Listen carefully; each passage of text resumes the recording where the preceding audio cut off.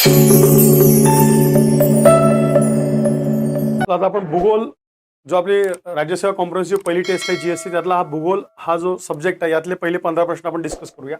बघा पहिला प्रश्न, नदीच्या खनन कार्यामुळे कोणते भू आकार निर्माण होतात? लँड फॉर्मेशन आहे आणि हा फार फेवरेट एरिया आहे. मी बऱ्याच वेळा तुम्ही युट्यूबवर लेक्चर बघितले असेल, आधीचे टेस्ट सिरीजचं डिस्कशन बघितलं असेल. मी कायम सांगतो याच्यावर प्रश्न फार जास्त अपेक्षित आहे, याच्यावर विचारतात. म्हणून लँड फॉर्मेशन आणि लँड फॉर्मेशन कोण कोण डेव्हलप करतात ते आपण बघू. पहिले आपण उत्तर बघू. खनन कार्य विचारलं. खनन म्हणजेच काय तुमचं? It's a erosional process. कुठली प्रोसेस? Erosional process. मग रांजण, खळगे, धबधबा, व्ही आकार हे सगळे खनन कार्यामुळे होते का? यस. खनन कार्यामुळे होत नाही असं विचार झालंय. होत नाही, हे होतात. धबधब्या, धावत्या घळे, अगेन त्याला आपण रॅपिड्स म्हणतो, जॉर्ज म्हणतो किंवा तुमचा वॉटरफॉल म्हणतो, हे त्याच्यात होतात. व्ही आकाराची दरी, अगेन निदरी म्हणजेच तुमचं कॅनून, रांजण, खळगे हे सुद्धा होतात. पूर, त्रिभुज मैदाने हे होत नाही. हे कशामुळे होते? निक्षेपण कार्यामुळे. कशामुळे?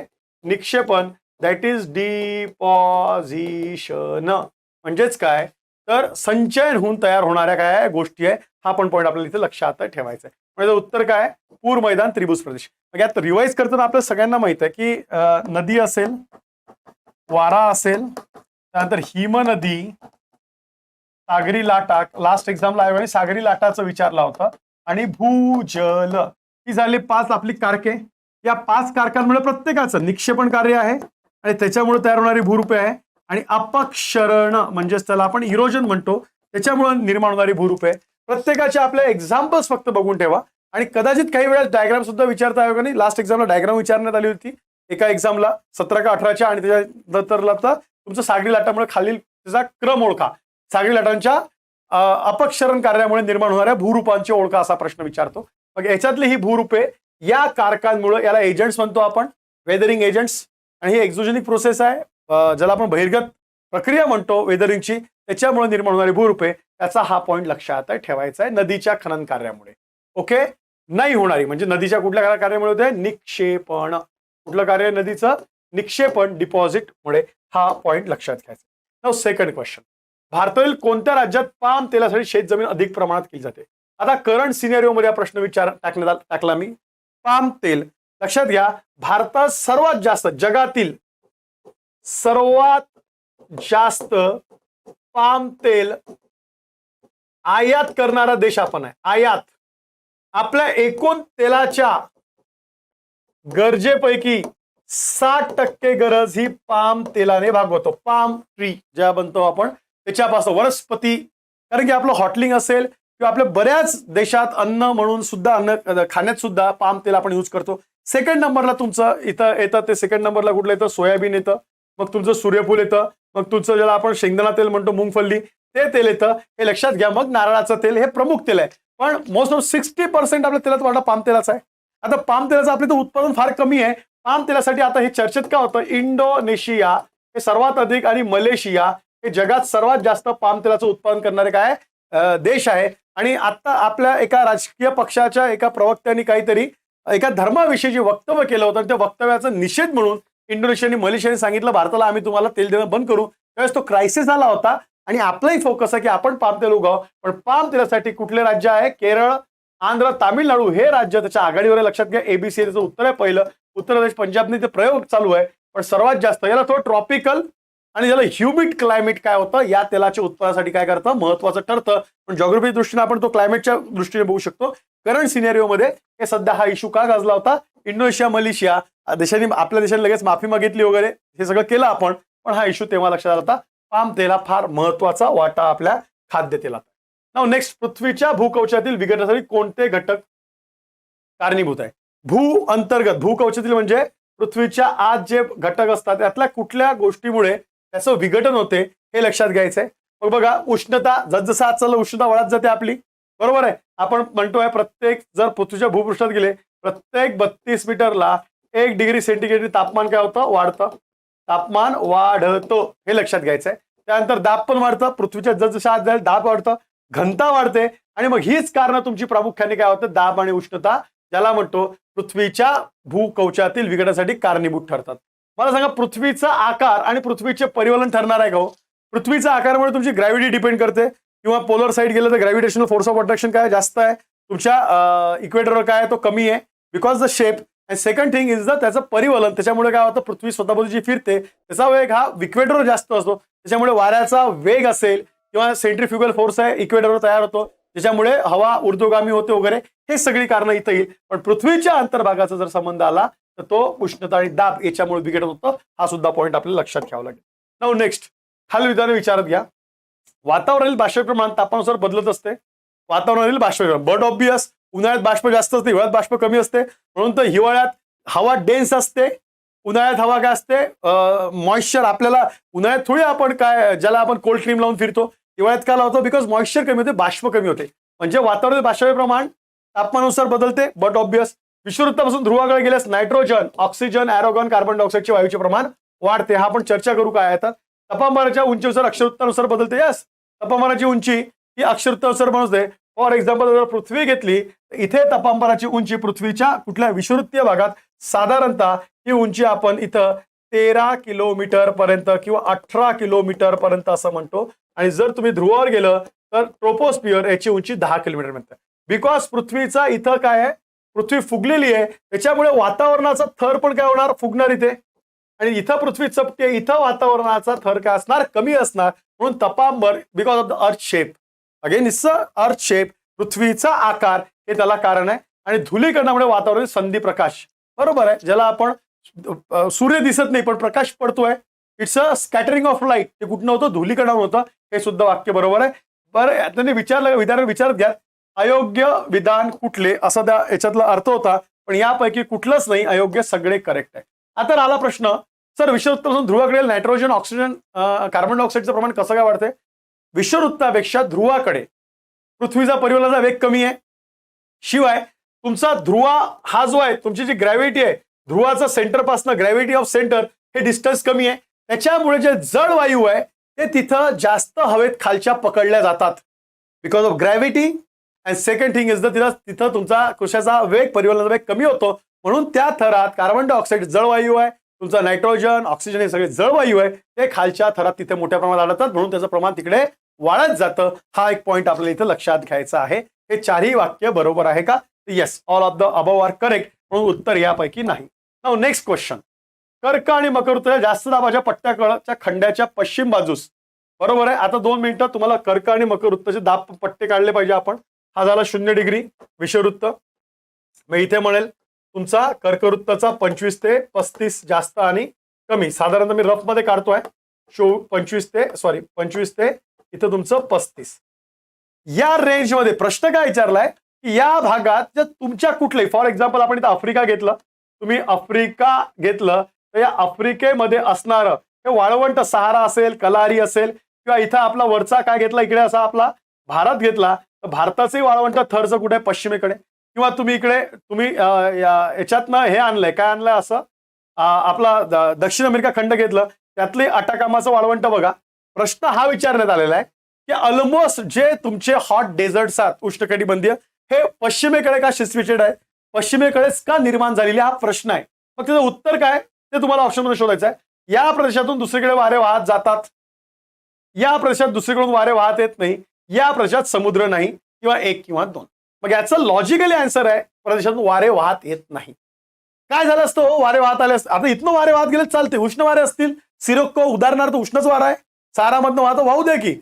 पण जर या भागात वारे आले असते आणि त्या वाऱ्यांसोबत बाष्प आलं असतं आणि त्या बाष्पाला कुठेतरी अडून सांद्रीभवन होऊन त्याच्यातनं पर्जन्य पडलं असतं.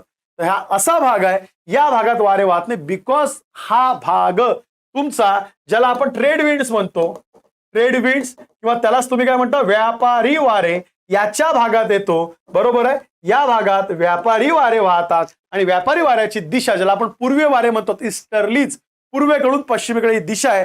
साधारणतः वारे पूर्वेकडे येतात आणि हे प्रत्येक खंडाच्या पूर्वेकडे काय करतात, पाऊस पडत जातात. जोपर्यंत पश्चिमेकडे त्या टोकाला पोहोचतील त्यातलं बाष्प संपलं असेल, म्हणून साधारणतः वारेच वाहत येत नाही असं आपण तिथं म्हणतो. आले सुद्धा तरी त्यात बाष्पचं नाही, म्हणून या भागात काय झाले, डेझर्ट्स तयार झालेले. हा पॉइंट लक्षात घ्यायचा. नेक्स्ट क्वेश्चन, सुपीक बारीक पिवळी माती अशी ओळख कोणत्या पठाराची आहे. पामीरचे पठार, लोएसचे पठार, आर्मेनियाचे पठार, तिबेटचे पठार. आता तुम्हाला लगेच आन्सर आला पाहिजे, लोएसचं पठार. बरोबर आहे. आता वाळूच्या निक्षेपण कार्यामुळे म्हणजे डिपॉझिशन, जसं आपण वारा म्हटलं, वाऱ्याचं निक्षेपण कार्याचं एक भूरूप आहे. वाऱ्याचं ज्या डिपोजिशन ऍक्टिव्हिटीज आहे कशामुळे, विंड्समुळे, त्याच्यामुळे हे भूरूप लँडफॉर्म्स काय होते, लोएस्ट मैदान ज्याला म्हणतो ते तयार होतं. हा त्यातलाच एक भाग आहे, हा इथं तुम्ही लक्षात ठेवायचा आहे. कुठला, लोएस्टचा. आणि मग बघा आता, ही सुपीक पठारी प्रदेश पूर्वेला ग्रेट प्लेन, दक्षिणेला क्विलिंग पर्वत आणि उत्तरेला ओंडस पर्वत असा आहे. ऑलमोस्ट हे कुठं आहे, जिथं लोएस्टचा पठार ज्याला आपण म्हणतो, गोबीचं वाळवंट जे आहे, कुठलं, गोबी वाळवंट चीन मधलं, या भागात हे अति, लोएस्टचा अर्थ काय, अति सूक्ष्म कणांची वाळू मृदा असं त्याला म्हटलं जातं. आणि हे तिथं बनतं, त्याच्यासाठी फेमस असणारं लोएस्ट पठार हे तुम्हाला लक्षात, बारीक पिवळी माती असं त्याचं हे आहे, बरोबर आहे. हुआंग हो नदी या प्रदेशातून वाहते, चीनमध्येच आहे. हुआंग नदी या प्रदेशातून वाहतं, गोबीच्या वाळवंटात तिथं असणारा प्रदेश पठाराचा, हा सुद्धा तुम्ही इथं लक्षात ठेवायचा आहे. महत्वाचा पठार आहे का, आयोग पठार विचारता बघा, ते 83 वगैरे पठार विचारले होते. मग पामीरचे पठार ज्याला पामीर नॉट म्हणतो, हे पामीर नॉट अशी आहे, इथून तुमची कुठली येते, या साईडनं तुमची कुनलून रांग येते, कुनलून पर्वत रांग, इथं तुमची हिंदू कुश ही पर्वत रांग, आणि मग त्याच्या खाली आलं की आपल्या काराकोरम त्याच्या खाली. पण भारताच्या बाहेर असणारा पामीर नॉट म्हणतो, या दोन पर्वतरांगा इथनं येऊन मिळतात, हे सुद्धा तुम्हाला लक्षात ठेवायचे आहे. कुठनं, पामीर नॉट असं त्याला म्हटलेलं आहे. नंतर असंच तुम्हाला अर्मेनियाचे पठार कॅस्पियन समुद्र आणि काळा समुद्राच्या मध्ये आहे. कॅस्पियन समुद्र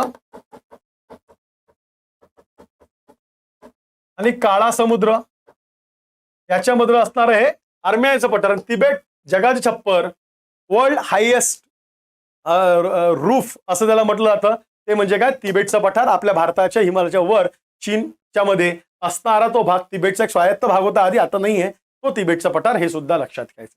नाउ नेक्स्ट क्वेश्चन बघा, काय प्रश्न विचारलाय, क्षेत्रफळाच्या दृष्टीने आग्नेय आशिया, ज्याला एशियन म्हणतात, सर्वात मोठा देश कोणता आहे असा प्रश्न तिथं आपण काय केलाय, याचं उत्तर आहे इंडोनेशिया. कुठला देश आहे, इंडोनेशिया हा सर्वात मोठा आहे. मग आग्नेय आशिया म्हणजे काय, इंडोनेशिया, मलेशिया, सिंगापूर, बरोबर आहे, फिलिपाईन्स, तुमचं तर आलंच हे सगळं, फिलिपाईन्स, याच्याशिवाय म्यानमार, थायलंड, याच्याशिवाय म्यानमार, थायलंड, त्यानंतर आणखीन काय असायचं याच्यातनं, लाओस, कंबोडिया,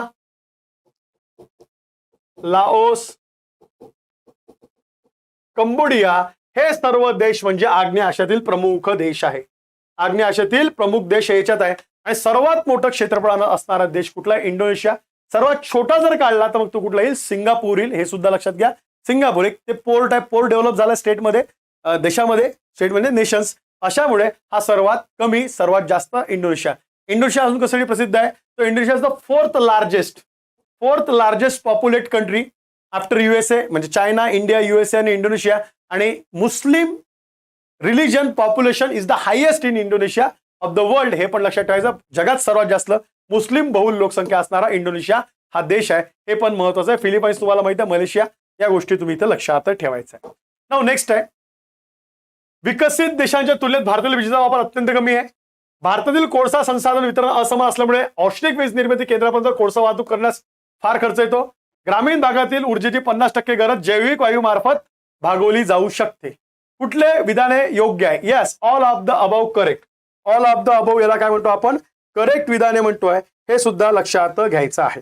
मग याच्या एका तुलनेनुसार, आता हा सोर्स माझा वापरण्यात आलाय मी तुमचा, तो म्हणजे आपल्या माजी हुसेन सरांचा, आणि तो वापरला तर मी डिस्कशन मध्ये युट्यूबवर दाखवून दिलाय किती वेळा माजी हुसेन सरांचा सोर्स आयोग भारतामध्ये वापरतं ऊर्जा वगैरेसाठी. हा महत्वाचा प्रश्न आहे, हे सुद्धा लक्षात घ्यायचं आहे. आता बघा, 2 फॅक्ट्स लक्षात ठेवायचा आहे. भारताचा दर डोई विजेचा किंवा मी म्हणेल ऊर्जेचा वापर हा 12% दरवर्षी वाढतोय. दरवर्षी किती वाढत चाललाय, 12% एवढा वाढत चाललाय. किती दरवर्षी, हा एक पॉईंट लक्षात घ्यायचा आहे. ओके, त्याच्यानंतर विकसित देशाच्या तुलनेत जर आपण विचार केला तर साधारणतः आपल्या भारताची जी डिमांड आहे 350 आहे. 350 किलोवॅट दर डोई भारताची, किती 350 दिलेलं आहे किलोवॅट आवर हे. आणि जागतिक स्तरावर विकसित देशांशी 1000 किलोवॅट इतकी आहे. म्हणजे त्याच्या तुलनेत भारताची काय फार कमी आहे, हे सुद्धा लक्षात घ्या. युएसए मध्ये गेला तर युएसए मध्ये 7,000 किलोवॅट त्याचा वापर केला जातो. किती? 7,000 किलोवॅटवर. लक्षात घ्या. आणि याच्यात तुलनेत विकसित भारताचा वीजेचा वापर फक्त 350 किलोवॅट दर होईल. त्याच्यामुळेच भारताचा आर्थिक विकासावर डिपेंड आहे. चीनचा पण जास्त आहे. So your energy is related to your economic developments, हे महत्वाचं आहे. मग असे निकष दिले आहे. आणि आपण 50% जैविक वायूवर भागू शकतो का? येस, भागू शकतो. फॉर एक्झाम्पल ज्याला आपण बायोगॅस म्हणतो, तिथलं बायोगॅस फ्युएल असेल आपला, किंवा अन्न शिजवण्यासाठी त्याचा काही खत म्हणून वापर करू शकतो. हे सुद्धा पोटेन्शियल भारतात आहे. भारत ते युटिलाइज करत नाही, हे सुद्धा लक्षात घ्या. एका जैविक वायू निर्मितीची क्षमता आहे 2,500 कोटी घन मीटर आहे. ओके, ही प्रचंड आहे. ज्याला कंपोस्ट खत म्हणतो आपण, शेणखत म्हणतो, आणि त्यातनं बायोगॅसचं जनरेशन आहे. हे खूप जास्त आहे भारतात. आपली गरज भागू शकते, पण ती भागवण्यासाठी अवेअरनेस असेल, इन्फ्रास्ट्रक्चर असेल, योजना असेल, हे फार अजून आहे. त्या तिन्ही उत्तरं बरोबर आहे. अँड द सोर्स इज तुमचा माजिद हुसेन सरांचा ऊर्जेचा धडा हा चांगला धडा आहे. नाऊ सागरी आणि अंतर्गत अशा एकूण मासेमारीमध्ये भारतातील कोणते राज्य आघाडीवर आहे? तर एक्झाम्पल इज आंध्र प्रदेश. लक्षात घ्या. एक तर पहिले आपल्या भारताचे पश्चिम किनारा पूर्व किनारा असे भाग केले आपण. भारताचे पश्चिम आणि पूर्व किनारा असे जर भाग केले, ओके, तर पोटेन्शियल आहे पश्चिम किनाऱ्यावर जास्त आहे. ओके, त्यातही सागरी म्हटल्यानंतर गुजरात एकवर आहे. सागरी मासेमारी. अंतर्गत मासेमारी म्हटलं, अंतर्गत ही कोण आहे? हैदराबाद एकवर आहे. आणि अंतर्गत सागरी आणि अंतर्गत एक म्हटलं तरी आंध्र प्रदेश एकवर आहे. कारण की आंध्र प्रदेशाचं अंतर्गत मासेमारीचं प्रमाण फार जास्त वाढत आहे, दिवसेदिवस वाढत चाललाय. त्याला 2-3 कारण आहे. आम्ही ज्याला ॲक्वाकल्चर म्हणतो आपण, मत्स्यशेती, याचा मोठ्या प्रमाणात आपण उपयोग करतोय. हा भाग असा आहे आंध्र प्रदेश किंवा तेलंगणाचा, या भागात काय ग्रॅनाइटचा खडक आहे. त्याच्यामुळे तिथं कुठले आहेत तलाव किंवा तळ निर्माण करायला सोपं आहे. तिथं तळ संचयन करायला पाणी मुरत नाही, आणि त्याच्यामुळे त्याचा सुद्धा उपयोग इथं केला जातो. हे सुद्धा लक्षात घ्या. पश्चिम बंगाल हे दुसऱ्या नंबरला आहे कशातलं? अंतर्गत मासेमारीमुळे. हे पण पॉईंट तुम्ही लक्षात ठेवा. आणि भारत जगात मासेमारीच्या उत्पादनात दुसऱ्या क्रमांकावर आहे. हा सुद्धा पॉईंट तुम्ही इथे लक्षात ठेवायचा.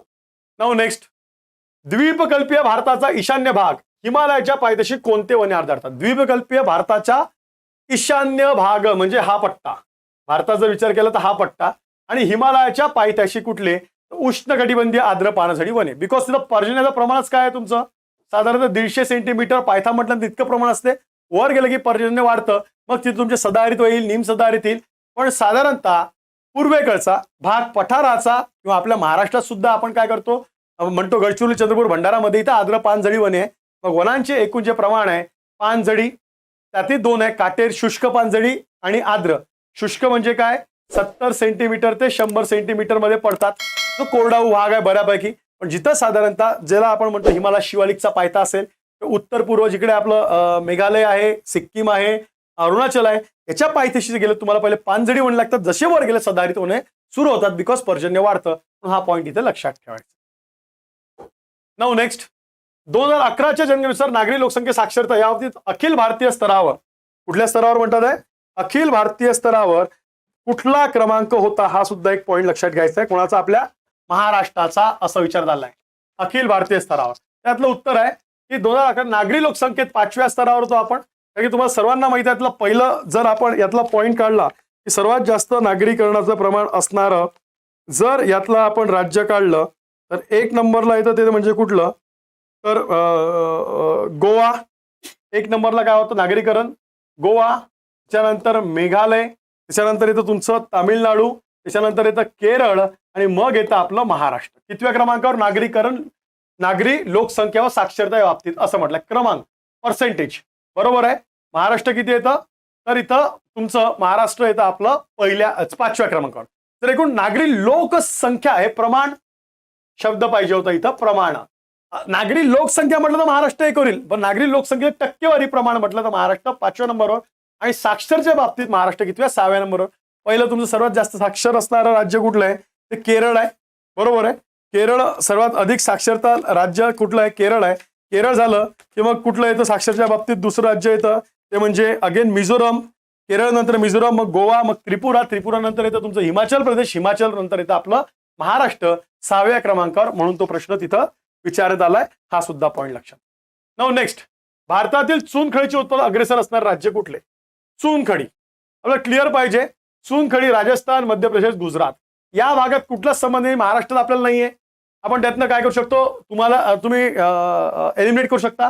हा जर बिहार, झारखंड म्हटलं तुम्ही दगडी कोळशामध्ये जाता, छत्तीसगड, तामिळनाडू, कर्नाटक म्हटलं दक्षिणेकडे येतं. त्याच्यापेक्षा सगळ्यात जास्त राजस्थान, मध्य प्रदेश महत्वाचे आहे. राजस्थान, मध्य प्रदेश, गुजरात हे सर्वात जास्त आपले काय असणार आहे, चुनखडी असणारे प्रदेश आहे. हा पण पॉईंट लक्षात ठेवायचा. नाऊ नेक्स्ट, आता हा थोडा कॉमन पॅटर्नचा प्रश्न आहे. ते बीचेस वगैरे विचारतात, दक्षिणेकडून उत्तरेकडे तुम्हाला क्रम विचारण्यात आलाय. पुढं किंवा बीचेस उत्तरेकडून दक्षिणेकडे. आता फार मी याच्यात हे करणार नाही एक्सप्लेन. गिरगाव, श्रीवर्धन, हरणे, तारकर्ली, उभा दांडा असा तो कुठनं उत्तरेकडून दक्षिणेकडे असणारा तुम्हाला दिलेला क्रम आहे. तो क्रम तुम्ही इथं लक्षात ठेवायचा आहे. ओके, उत्तरेकडून दक्षिणेकडे असणारा काय, उत्तरेकडे काय, गिरगाव. गिरगाव चौपाटी मुंबईत एवढं माहित होतं मला. आणि उभा दांडा खाली आला तर सिंधुदुर्गमध्ये, तारकर्ली सिंधुदुर्गमध्ये. मग तो ऑप्शन मी जर निवडला असता, गिरगाव एकाच ऑप्शन मध्ये, तरी मी सॉर्टिंग करू शकलो असतो. असा पॉईंट लक्षात ठेवायचा आहे. गोदावरी खोरे बघा, लक्षात घ्या. गोदावरी खोऱ्यात कुठले कुठले, सिंपल आहे. मांजरा नदी गोदावरीचा भाग आहे, बरोबर आहे. गिरजा, सिद्धेश्वर, हा गोदावरी खोरे. सिद्धेश्वर म्हणजेच काय, पूर्णा नदी, एलदरी आणि सिद्धेश्वर, हिंगोली, परभणी, तो त्यातला आहे. मांजरा जिकडे आपली लातूर किंवा त्याला आपण खाली म्हणतो लातूर, नांदेड, तो मांजराचा भाग. गिरजा त्याचीच उपनदी, कोणाची, आपली पूर्णेची उपनदी. लक्षात घ्या, हा त्याचा होता. टेमघर, पानशेत, उजनी हे कुठल्या खोऱ्यात येतो, भीमा खोऱ्यात. धोम, तिल्लारी, कणेर हे कुठल्या खोऱ्यात येतो, तर हे येतं तुमच्या कृष्णा खोऱ्यात. आणि हातनोर, महातूर, चकनापूर हे येतं तापी खोऱ्यात. हे सुद्धा लक्षात. फार सोपा प्रश्न होता की कुठलं प्रमुख नद्या कुठल्या खोऱ्यात येतात, तो पॉइंट. लास्ट प्रश्न भूगोलाचा 14, जोळ्या जुळवा. पर्जन्य वितरण बघा, अतिशय पर्जन्य, मध्यम, जास्त, अत्यंत कमी. मग आता आपले भाग दिले महाराष्ट्राचे. अतिशय जास्त पर्जन्य असणारा गगनबावडा, कोल्हापूर, हे मी इथे लावू शकतो. त्यानंतर मध्यम पर्जन्य म्हटल्यानंतर मी कुठे जाईल, मध्यम पर्जन्य मध्य महाराष्ट्रामध्ये येईल. जास्त पर्जन्य असणाऱ्या ऑप्शन मध्ये मी पूर्व विदर्भ, भंडारा, गोंदिया, गडचिरोली. आणि अत्यंत कमी पर्जन्य, बरोबर आहे, सह्याद्रीचा पूर्वेकडील पायथा. पश्चिमेकडील नाही म्हटलंय, सह्याद्रीचा पूर्वेकडील पायथा म्हणजेच तुमचा कुठला भाग होतो, तर तुमचा ज्याला आपण पश्चिम महाराष्ट्राचा आणि अवर्षणग्रस्त भाग असा येतो. मग याचं उत्तर जर आपली जोईलावा हे केली तर याचं उत्तर काय येतं, पहिलं 3. असं हे तुम्हाला इथे लक्षात ठेवायचं. So it's a very logic based subject आहे. मी परत परत सांगतो, भूगोल लॉजिक बेस्ड सब्जेक्ट आहे. खूप फॅक्ट्स लक्षात ठेवावं लागते. Understanding is matter in geography. ते झालं तर खालच्या प्रश्नांना एनिमेशन सुद्धा थ्रू आपण प्रश्न काढू शकतो. हे इथं तुम्हाला काय करायचं आहे, लक्षात ठेवायचं आहे. Is that clear? हे होते तुमचे भूगोलाचे प्रश्न. काय होते, हे होते तुमचे भूगोलाचे प्रश्न. आता आपण पुढच्या ह्याच्यात लगेच तुम्हाला एन्व्हायरमेंट आणि पॉलिटीचे प्रश्न सुद्धा मी रेकॉर्ड करून देतो.